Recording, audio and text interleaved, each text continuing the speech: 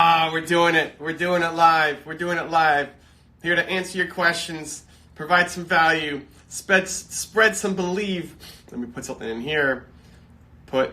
Ask us your questions. Ask us your questions.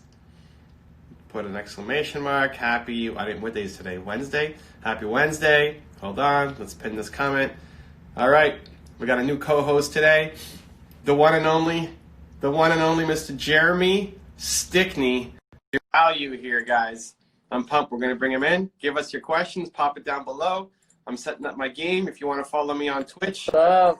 There he is. Jeremy Stickney hello. In the house. It's happening. Oh, how are you? I'm great. What's going on in your background there? What's that thing on the wall? It's a forest. What's the forest all about?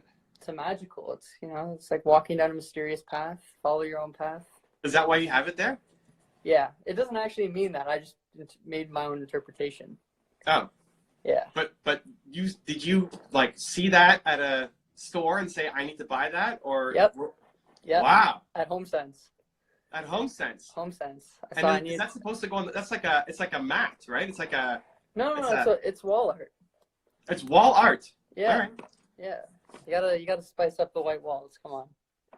All right. Well, listen. I got Janini behind me. You got Magical Forest. Okay. Magical Forest.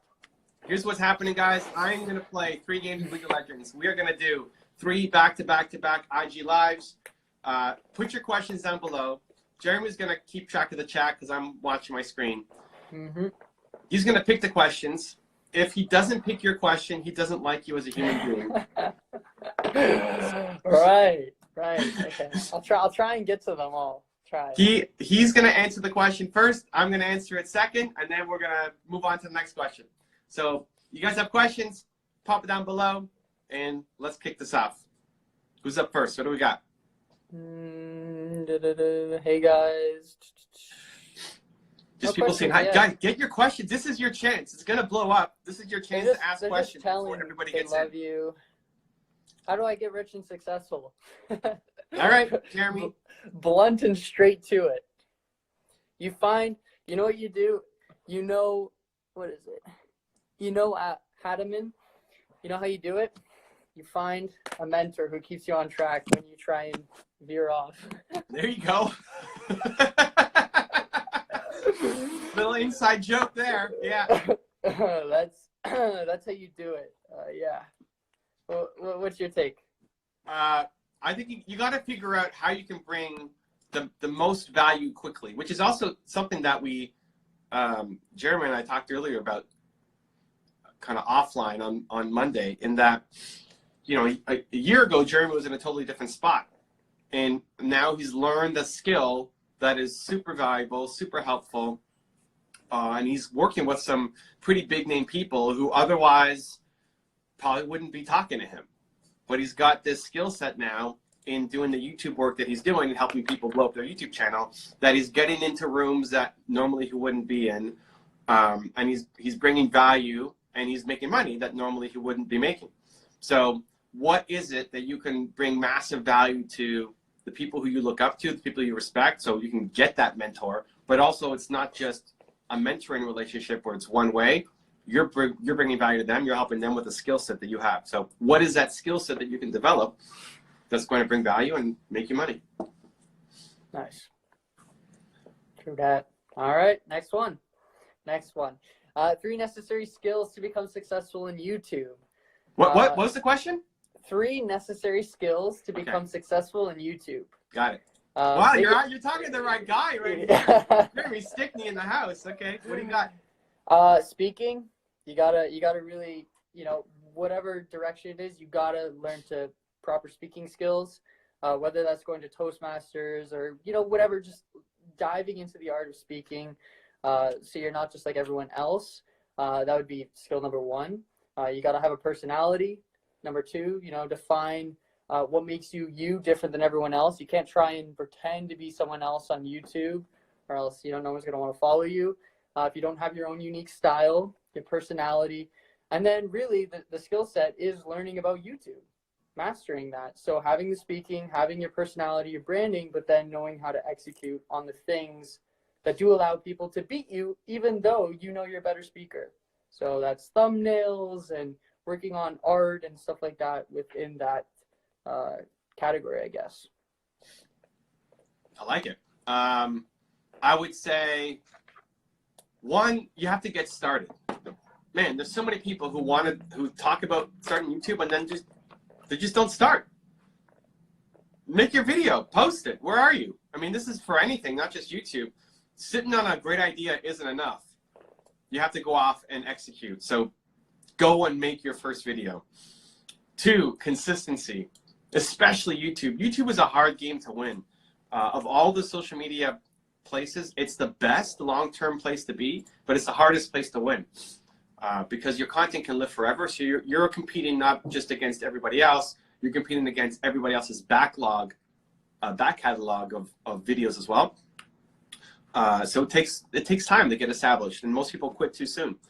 If you go back and look at my videos, I sucked, man, and they're all up there. You can go back and watch from when I was, how old was I? How old am I now? Hold on, I'm 39 now, and I launched it 2009, so 29. I was 29 when I made my first video. Man, I sucked, and it's still there. You can go watch it. The thing that saved me was that I just kept going when most people would have quit. Right, I had one comment from somebody who I didn't know on my first video in a year. It took a year to get one comment from a stranger, right? Most people just give up too soon. So I've made 6,000 videos, right? You don't necessarily have to make that many, but the thing that just saved me was making product, making content, getting it out there consistently. And then 3, follow Jeremy Stickney on Instagram, because I hear that some quality content on YouTube is going to be posted there. So I'm excited. Persistence, and following me. Okay, that's awesome. All right, so next question. I'm embarking on capital fundraising. I'm seeking equity partners. My question is, if I'm looking for forever partners to scale as far as I want to take it, how does the investor pay structure look like? Well, if you're embarking on capital, do you need me to repeat it? Yeah, say it again. All right. So basically, in a nutshell, this guy's looking for capital fundraising, and he's seeking equity partners, and he's looking for forever partners that will help him scale forever. Yeah. So not just a quick buck. Yeah. And what does the pay structure look like? So for the pay structure, not entirely sure about that. I mean, they're going to take equity from you, of course. You're going to have to give up a specific. If you ever watch Shark Tank, go watch Shark Tank. It's awesome show. But you can learn a lot from that in terms of what partners you want to find. Are they going to match your values? If you're looking for someone forever, you want someone who's going to match your values, your belief system, or else they're not the right partner. If they're trying to go in for a quick buck, then they're not going to be able to go through the hard times and believe in you, because whatever you're doing, it's probably going to require pivoting. No idea stays the same throughout the structure. If you're a startup, I don't know what this guy is. So they're buying into you. So you should be looking for someone who has the values and beliefs. Yeah, that's great. I love the Shark Tank answer too, because even though it's not how most deals get funded, it's an inside peek into what investors think about. And it's also pretty entertaining. So you can learn a lot in that thought process. Okay, so angel investors is who you're looking for. How they get paid typically is by running equity in the business. Like they own a piece, and when the company sells, they take their piece out. Most, like if you look at Kevin O'Leary deals, he's always trying to get a royalty. That's not how most angel investors do their business, because it bleeds the company from cash when you need it, because you need money to grow. So most angels don't make any money. They don't get a salary. They don't take a royalty. They own X% of your business. And when the business does well and you get acquired or you go public, then they get their money back. Now, if there's never a chance to make their money back, and that you're never going to sell or you're never going to go public, then you have to figure out a different structure. Like, why would they give you money if you're just running some small company that can never hit the public markets, and you're not an aggressive acquisition target? Why would they give you money if they can never get it out? So you have to come up with a slightly different deal. But in terms of finding the angel, one, I agree with Jeremy. Values first. Two, think about there's a term in the industry. So I used to be in the venture capital raising industry, and DDIs are dentists or doctors with disposable income. It's a lot of professionals, dentists, doctors who have tons of money. They don't want to take the risk of being an entrepreneur themselves, but they like investing into businesses and then telling their friends about the business they invested in. So they get to live vicariously through you. You don't want those guys. Somebody who's just giving you money, dumb money, not that they're dumb, it's just they can't help you, is not the kind of investor you want. You want somebody who can give you feedback, give you connections, be on your board, help grow the business. And then third, I would say looking at angels who are close. Most people, most angels don't want to drive more than 4 hours to a deal. So you got to think people who are in your local area. Like if I'm here in Toronto and you're in California, the chances of getting a Canadian to put money into your deal is super low. So that's what you got to figure out is how do you get people who are local in your community to be interested in what you're doing. And those are the meetings you want to line up. All right. I got first blood in the game. Hello, we're doing it. We're crushing it. Is your whole team playing? Yeah, we're playing. We're doing it. We're doing it. Awesome. Well, next question. Yeah. How did you get into the personal development space? Ooh. Yes. Robert heard you back. Yeah. I was wondering if you'd remember that story. Top 10 rules to success on Evan's own channel. So the irony. Robert Herjavec read his book. That led me down the path of reading books. Bang, bang, bang. Reading Evan's book. Taking Evan's seminar. Just, diving into an Evan Carmichael Top 10 Rules to Success, which then led me to books, personal development, which led me to you. How long ago was that? That wasn't that long ago, right? 2 years. 2 years ago. That's crazy. That's crazy how quickly it goes. I know. Can't believe it. And what led you to watch the Robert Herjavec video in the first place? You just liked him? I was watching a lot of Shark Tank. Okay. And what got you into watching Shark Tank? I just wanted to be rich and successful. Shark Tank is the place, baby. I was taking college and I hated it. So I was just watching it because I was seeing these successful people. I was just like, I want to do that. That's hilarious. Yeah. Did you finish college? I did. Yeah. It was a 2-year program though. Okay. I didn't even go to graduation. Wow. I just asked for it in the mail. Yeah. All right. Not what got me into personal development?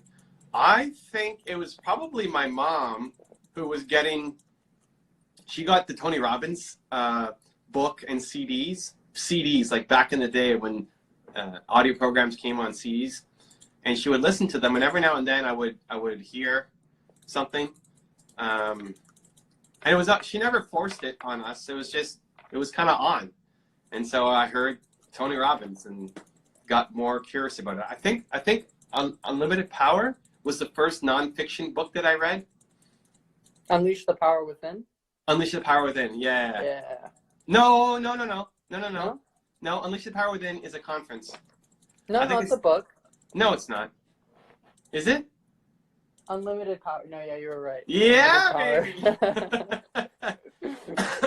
That's the best. Yeah, I think that was the first. I'm not 100% sure. I don't really remember. Like it's a long time ago. I don't really look back that much. Yeah, and that just got me curious. But it took me a while. I wasn't Jeremy's path of like, I'm pissed off that I'm learning nothing in school, and so I'm gonna go watch Shark Tank, and then now I'm diving deep, and 2 years later here I am. Right? It took me way longer. I also think there wasn't as much information on stuff like that out there before. It was a lot different.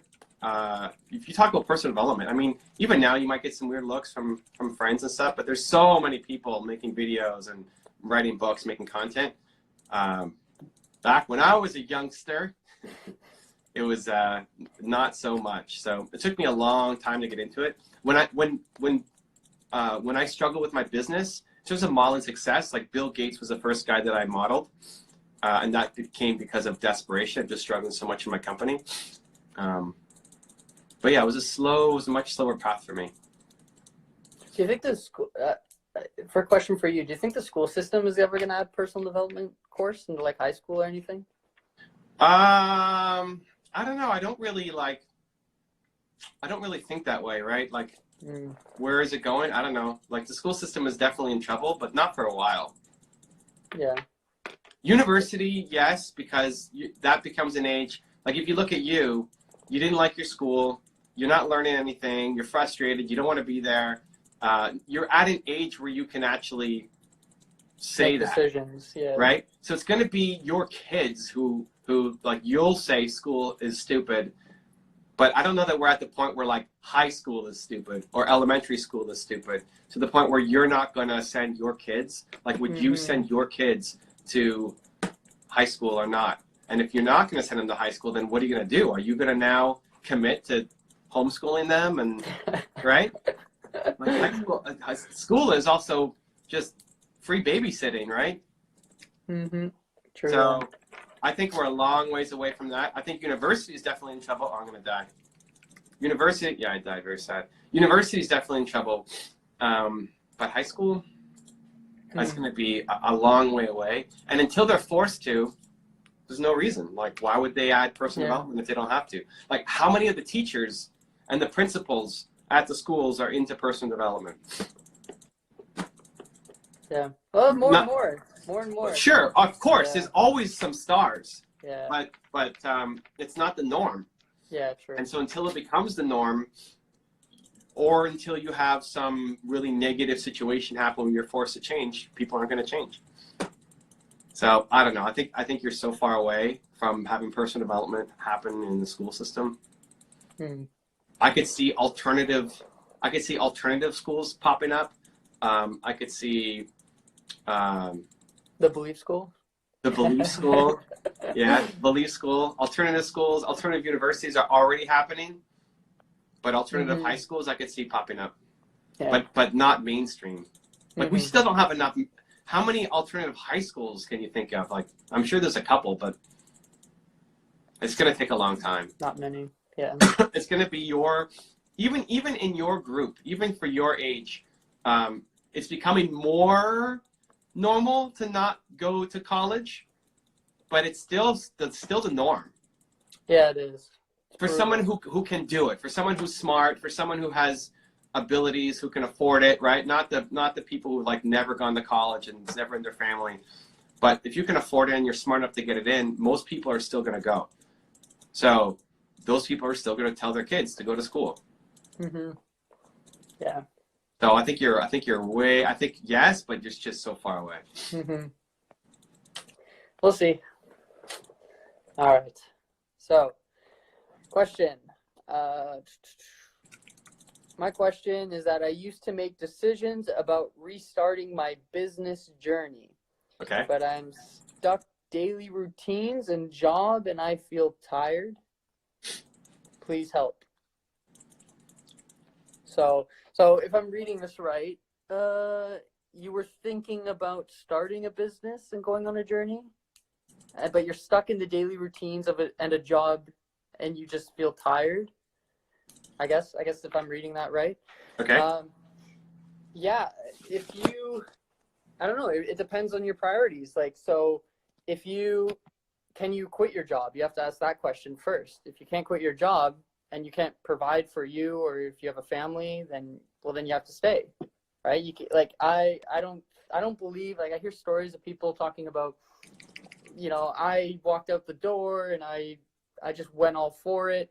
And that's great if you're like in your 20s or whatnot. I don't know where you're at in your life, but if you have obligations, make it a side hustle. Get enough money within that business you really want to start. See if you like it, taste it. If it really starts to grow, then transition out of your job more and more. But in the daily routines and feeling tired, it's how bad do you want it, I guess. Like, if you're not prioritizing setting up your day for success in terms of, maybe you need to prioritize time in the night when you get home from your job to work on your business. If you're just going to watch Netflix, well, then maybe you don't want it as bad as you think you do. So it just comes down to your priorities and putting it as a side hustle first. And then if it really starts to grow, then there you go. Transition out. Yeah, I honestly would start with finding a job that doesn't destroy you. Like finding a job where you're learning. Most people, they have a job that has nothing to do with what they want to get good at. And so if you're waking up every day, I mean, I used to have a job doing landscaping, and it was brutal. I mean, it's physically demanding, but there's no mental stimulation. I used to print off the encyclopedia and read it in my car on lunch breaks because I was my whole crew was Portuguese and didn't speak English, and I just was worn down every day physically and had no mental stimulation. It's like not what I wanted to do with my life at all. But coming home made it even more difficult to, like, I came home and threw up. You know, I mean, I'm not a giant stature of a man, you know, so it took me a while to just get used to the physical labor. So the difference though is if you're off then doing work that you love, even if it's for somebody else, you're working with somebody who you're learning from, you're like the colleagues, you're learning about the industry, you're way more likely to have energy to then go home and keep doing your work. I agree with Jeremy that you got to find the time. Like if you want to make it a priority, you have to make it a priority, right? Like you gotta do the work. You gotta make sure every day you're spending time building your business. For most people, the biggest thing they're missing is momentum. They're just not doing enough. So it's getting that momentum. Uh-oh, I'm gonna die, I'm gonna die, I'm gonna die, I'm gonna die, I'm gonna die. Somebody save me, I'm gonna die! Yeah, I'm gonna die, very sad. Yes, Evan is playing League of Legends. Someone's asking that, by the way. You can see me on twitch.tv/BelievTeam, making it happen. Team is losing. I'm doing okay, but team is losing. Anyway, yeah. So yes, everything Jeremy said. Plus, I would start by trying to find a job where I'm learning and getting paid at the same time.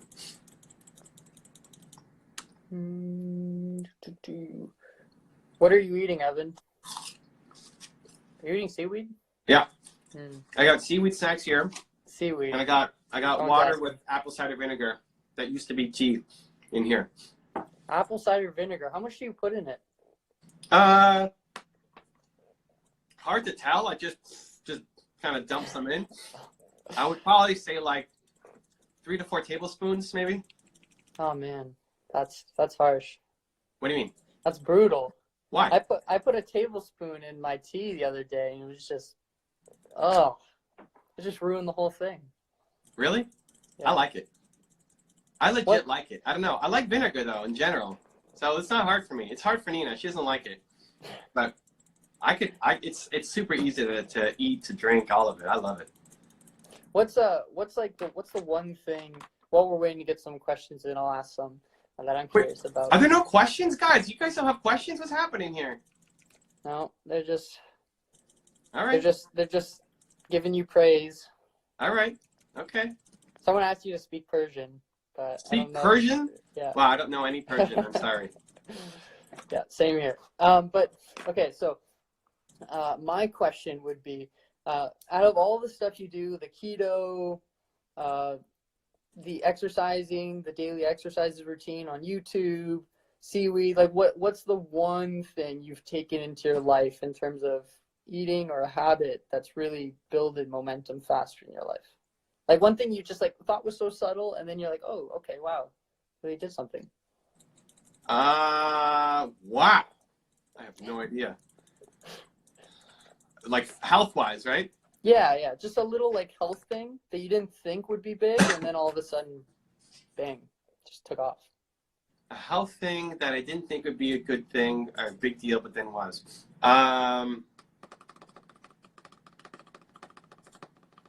I would probably say the, I don't even know what it's called now. So every week I've gone to do a little injection for allergies. I forget what they call it now. Microdosing? Kind of, but not.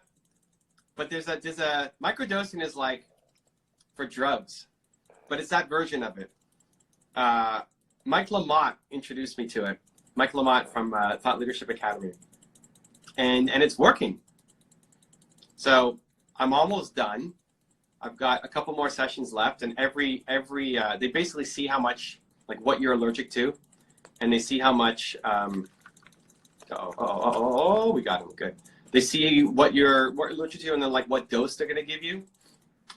So I went through all that process, and I'm allergic to trees and grass and dust.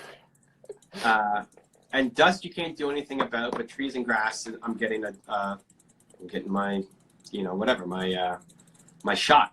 And so slowly they inject more into me each time, and I haven't had to take an allergy pill. Like I used to have to take 2 allergy pills a day, even in the winter, which was like ridiculous. Which is why when I went to go interview Tom Bilyeu, was the first question I asked him. Like, how are you solving your seasonal allergies? Because he has it too. And his answer was, I don't. I just take a pill every day, which was like so sad. Anticlimactic. I really wanted an answer. I figured he would have an answer. Does it work on like peanuts or anything, or just specific? It depends on what they have enough of. I think the thing with dust is there's so many different kinds of dust. It's dust mites. Yeah. There's so many different kinds that you can't test for everything. It's like the flu shot. There's so many kinds of flus that they just pick 3 from last year, and that's what you get the immunity for. So they just don't do it for dust. I think that's probably the biggest thing. I went in thinking, yeah, like, sure, why not? Let's try it. Also, you know what? The Wim Hof stuff. The Wim Hof. I used to get sick, and this is funny because I just got over a sickness, but I haven't been sick in a long time. And I used to be sick all the time. All the time. This was before we started doing stuff together. But I would, like, when Alex came over and was sick, like, don't come over. I don't want to see you. You're going to make me sick. And I was constantly sick. And as a kid, I was always sick.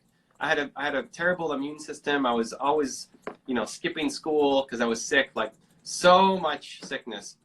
And now I just don't really get that sick. Just the cold showers and the breathing. More the breathing, I think, than the cold showers, to be honest. Really? Yeah. That's interesting. I found the reverse. Maybe because I don't do the cold. I think I laid off the cold because the breathing was just so effective and just so much easier, because you can do it anywhere. Where cold, you have to have a shower nearby and remember and all that. But breathing you can do as many times as you want during the day. And I was surprised that it worked, but I was so frustrated. I had 4 days of hiccups that I just couldn't get rid of. And so that prompted me to decide, this is ridiculous. This is embarrassing. Like, hiccups for 4 days? Are you kidding me? I need to find a solution here. And so I tried everything. And the thing that just ended up working was Wim Hof. So Wim Hof for life. Yeah. Well, we got some questions in the Twitch chat. I don't have a purpose, but my girlfriend really wants to do that. I think I might just help her on her mission. What do you think, Jeremy? So his girlfriend has a purpose. Well, that doesn't work. Unfortunately, you got to have your own purpose in life. You can't, even if your purpose was to make this person, like you don't have to be the star of you don't have to be the face of something. Not in that regard, where it doesn't have to be your purpose to be the next Jay-Z or some, public figure. But you have to make your purpose individually your own, or else you're going to be absolutely miserable and probably resent her too while she's going out living her purpose and you're just on the sidelines, just really kind of helping her out but not serving yourself. She's climbing, you're not building momentum, so it could be really toxic. So you want to make sure, even if your purpose does align within, I don't know if she has a company or something where you go to work in that and you establish your purpose, like, listen, I'm going to be the best COO, I'm going to grow this business, or whatever the case. You don't have to be number one in terms of a public face, but you do need to have your own purpose, establish something. What is your why for doing what you want to do? And if you don't have it, you got to taste, you got to go out and experience more stuff if you don't know it, because there's no such thing as having a set purpose. You have to go find it and make the decision to start cultivating something you're actually curious in. Yeah, I agree. Whether your purpose is a big purpose, big mission, or it's just, serving those closest to you, Don't settle. Yep. Just because you haven't found it yet, that doesn't mean you stop looking. Amen. Yeah. All right, we got some questions on IG. Okay. This is it. It's happening. They're asking who am I? Oh, great. I want to know story? that too. Who are you, Jeremy? Currently in development. We're always trying to figure out who we are. Isn't that the goal of life? Okay, but anyways, besides psychology, diving into that. My story. Well, in terms of just starting out, college, 2 years, didn't like it. I went to college to learn I didn't need college. Started reading nonfiction books at the age of 19 for the first time in my life. Never read a book before that. Started learning about personal development, all the leaders within personal development. Saw that one of those people was in Toronto and he had a seminar, 3-day seminar. Here comes Evan. And I went to the 3-day seminar to learn, but then also to see if I could potentially get a mentor, because I really wanted a mentor. I felt like I needed one. So yeah, I just took that 3 days, kept staying in the circle of competence within the people within his life, kept following up with them. I tried to wash Evan's car, walk his dogs, get in his, just anything. Just stay in the area, and this didn't work out at the time because I wasn't bringing any value at the time or anything like that. So yeah, it just didn't work out. But whenever Evan offered something up, like going on an IG live at the time, when we were less familiar with each other, I did it. And yeah, that's true. You were part of my first show. Yeah. And I actually missed the first one. I don't know if you remember that, but like, why did you miss the first one? Because we got miscommunication. Because you said, "Oh yeah, let's hop on IG together, and you can ask me questions." So I thought, like, okay, I'll wait to sign in on IG, and I'll request to join. Mm-hmm. But you meant in person at the studio. Okay. And then so there you were on IG Lives, just saying like, "Man, this guy, you can't. Some people they don't make it. Whatever the case, maybe he just." Had something come up, but I don't know, maybe you just didn't want to do this. So I was like, shit, like I was freaking out of my house because I thought I'd like let you down. I booked it down to Toronto, and then I caught you as soon as you got there just as I was leaving or something. Yeah. You know what though? Here's the thing, like, so mistakes happen like that, but if you didn't show up, that probably would have been it. Yeah, I know, that's scary. Right? That is terrifying because I even called into work saying, listen, can't come in. If you guys have to fire me, so be it. Taking that off. Wow.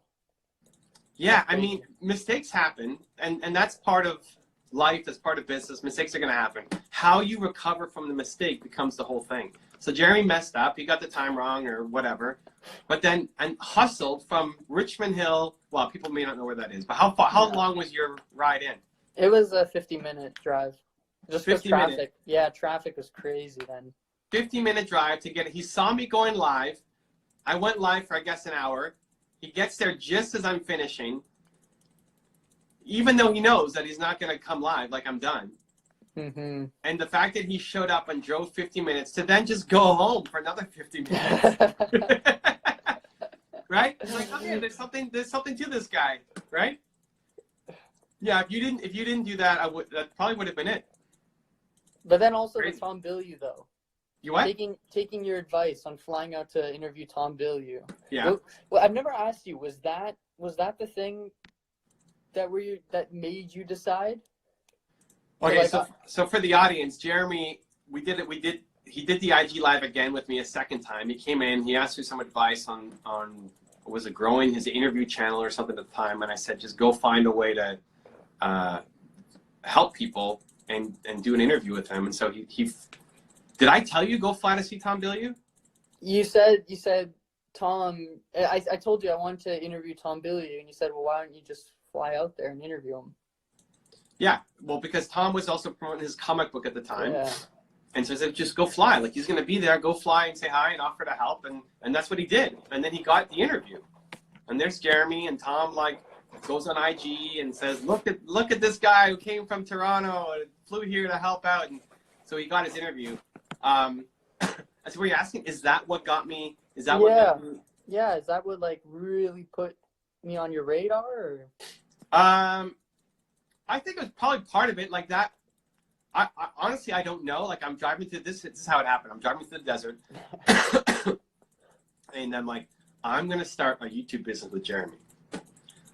And at the time, Jeremy was like at a grocery store or something, right? So it's like not in the YouTube world at all. Was barely posting any content to his channel. There's no real reason for why I should do something with Jeremy, but it just struck me.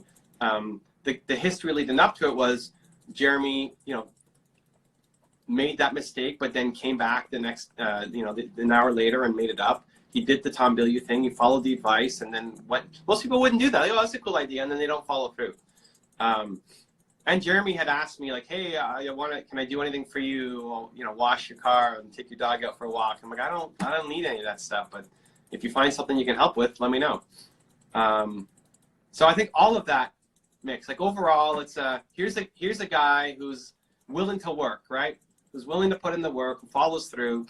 And so when the idea came to me of I should do this agency business, it's like, it's much more about the personality than it is about the skill set, because it can be trained. The skill set can be trained.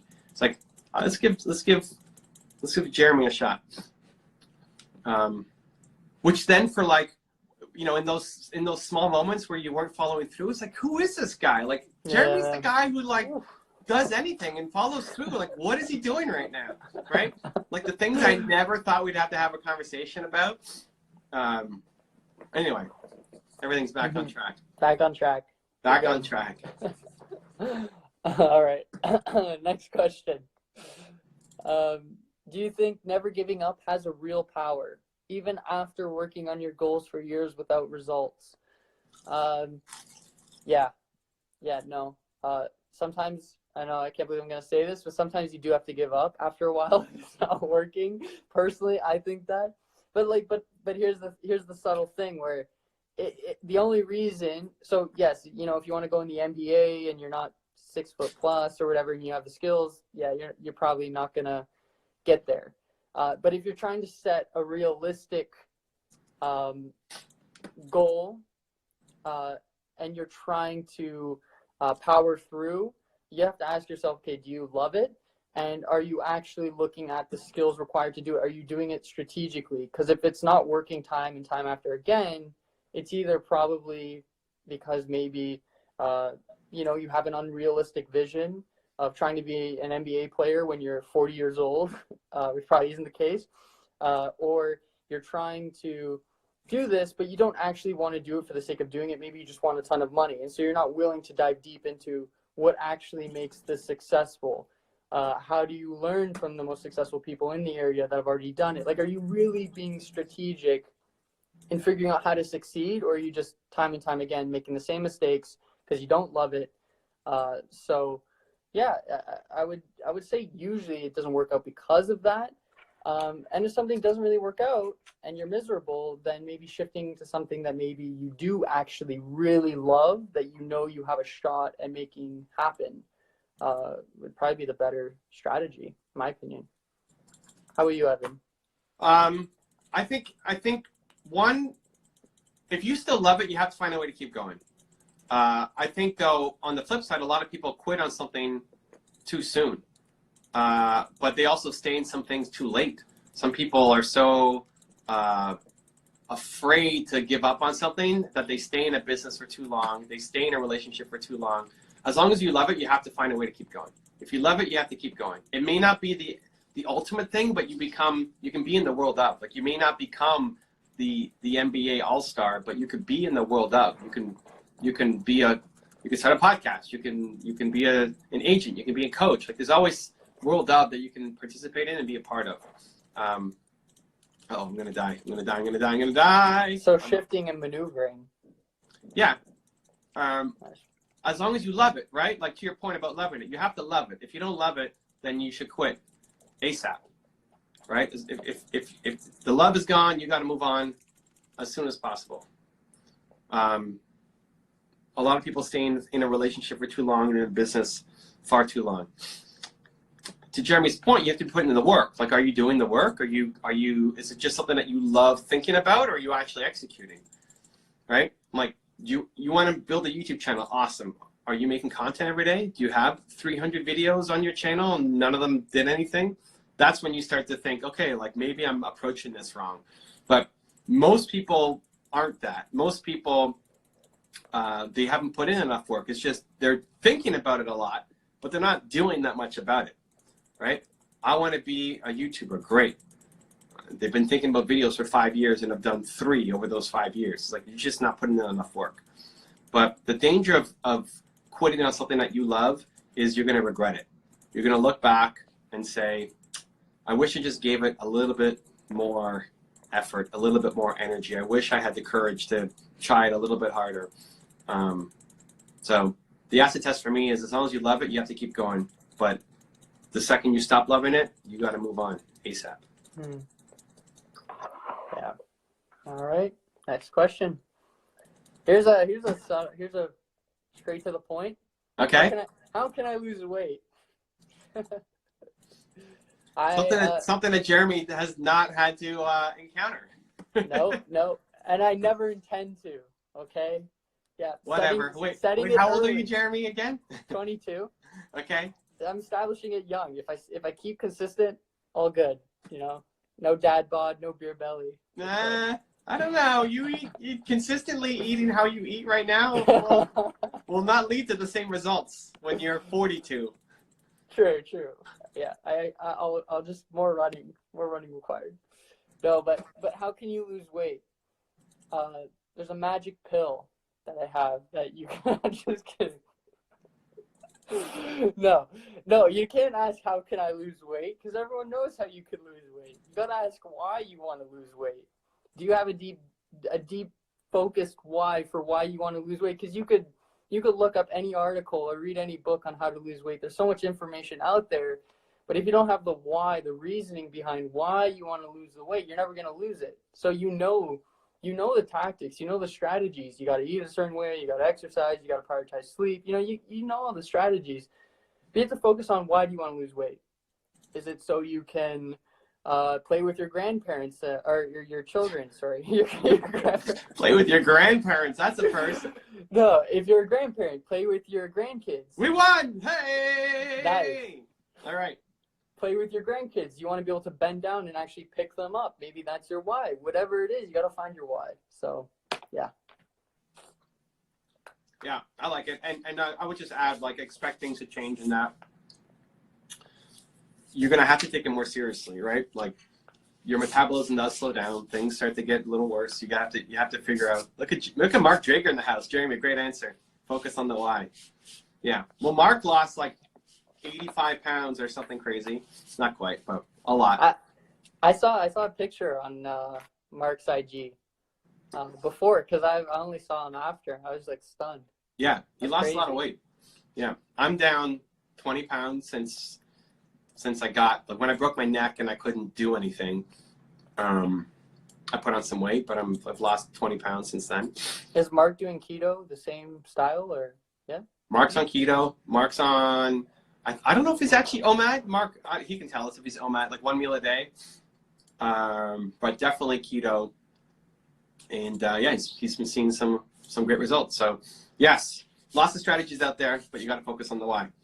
Okay, game 1 is done. We're moving on to game 2. We're gonna stop this live and start it again. So stay tuned, and we're coming right back. All right.